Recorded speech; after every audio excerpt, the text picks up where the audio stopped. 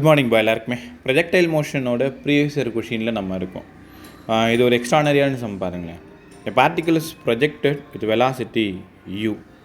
A particle is projected with velocity u. அவங்களே கொடுத்துட்டாங்க. The horizontal range is 3 times of maximum height. Range வேணும்னா 3 times of maximum heightன்னு சொல்லிட்டாங்க. Horizontal ரேஞ்சுக்கு ஒரு relation ஒன்று கொடுத்துருக்காங்க. r equal to nu square by 25g. அப்படி இருக்கும் பொழுது அந்த வேல்யூ ஆஃப் n என்னவாக இருக்கும்? உங்களுக்கு ஞாபகம் இருக்கா? கான்செப்ட்லேயே கற்றுக் கொடுத்துருந்தேன். Range equal to 1h, range equal to 2h, range equal to 3h, range equal to 4h. இந்த மாதிரி இதெல்லாம் வந்துச்சு அப்படின்னா tan theta equal to 4/n சொல்லி கொடுத்தேன். எதுக்குன்னா ஆங்கிள் கண்டுபிடிக்கிறதுக்காக. tan theta equals to 4/n. இங்கே tan theta ஈக்குவல் டு 3 டைம்ஸ்ன்னு சொன்னதுனால 4/3. 4/3 எப்படி சார் கண்டுபிடிக்கிறது? ஒரு சின்னதாக ட்ரையாங்கிள் மாதிரி போட்டுக்கோங்க. இந்த இடம் 3ன்னு எடுத்துக்கோங்க, இந்த இடம் 4ன்னு எடுத்துக்கோங்க, இந்த இடம் 5ன்னு எடுத்துக்கோங்க. இந்த ஆங்கிள் சின்னதாக இருக்கிறதுனால 37. இது ஒரு ஞாபகத்துக்கு தான் 37. இந்த ஆங்கிள் வந்து 53 டிகிரி. அப்போ டேனோட எந்த வேல்யூக்கு 4/3 வருது பாருங்கள். So tan 53 opposite side by adjacent. அப்போ tan 53 டிகிரி தான் 4/3.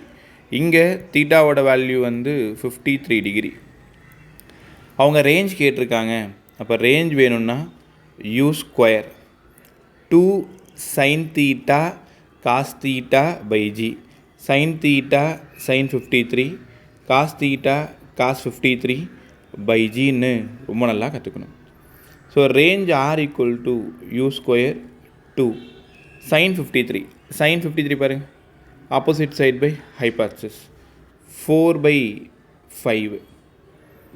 cos 53 adjacent side by hypotenuse 3/5 by ஒரு g. சால்வ் பண்ணிங்கன்னா r equal to மேலே u square 2 4s are 8, 8 3 24 by 25g. So இந்த ரிலேஷன் எல்லோரும் நல்லா பாருங்களேன். அவங்க கொடுத்த ரிலேஷன் நல்லா பாருங்களேன். So r equal to nu square by 25g வர்ற மாதிரி பார்த்துக்க சொன்னாங்க. இங்கேயும் u ஸ்கொயர் பை 25g கரெக்டாக இருக்கா? u ஸ்கொயர் பை 25g கரெக்டாக இருக்குது. n இருக்க வேண்டிய இடத்துல 24 இருக்கிறதுனால ஆப்ஷன் டி தான் கரெக்டு. இது மேனுவலாக சால்வ் பண்ணும்போது வேறு மாதிரி சால்வ் பண்ணியிருப்பாங்க. நீங்கள் எப்போவுமே புரிஞ்சுக்கணும். Range equal to 1h, 2h, 3h, 4h, or NH. ரேஞ்சுக்கு பதிலாக என்ஹெச்னு கொடுத்துருந்தாங்கன்னா ஆங்கிள் கண்டுபிடிக்க tan theta equal to 4/n புரிஞ்சுக்கணும். இது ஒன்றுமே இல்லை சார்.